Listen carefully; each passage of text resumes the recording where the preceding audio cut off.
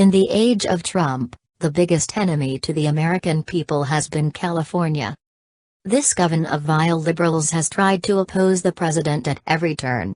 They've only succeeded at showing us just how un-American they are. Their latest move is simply ridiculous and will most certainly be overturned.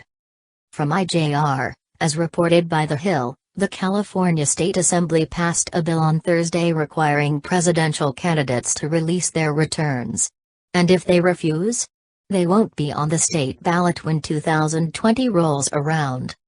State Senator Mike McGuire, D., a co-author of the bill, released a blistering statement against Trump after the legislation passed.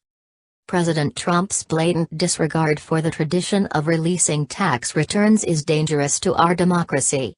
For decades, every president has put their personal beliefs aside and put our country first and released their returns.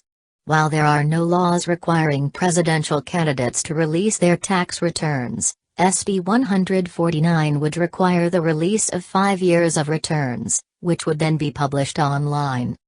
As noted by Washington Examiner, while nearly 30 states introduced similar legislation in early 2016, California would become the only state to approve the legislation.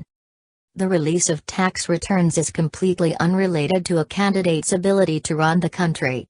Consider the fact that Bernie Sanders and Hillary Clinton both released theirs, two people with shady backgrounds, who have been under federal investigations. Tax returns prove nothing. It was simply a distraction used by Democrats as a pathetic attempt to smear Trump. But obviously the American people did not agree. When some of his tax returns did come to light, it only proved he paid more than his fair share. Right, Rachel Maddow? This bill, if signed into law, only affects California. And considering it interferes with the democratic process of our nation, is vulnerable to getting struck down by the Supreme Court. So good job, Cali, you once again wasted everyone's time and resources.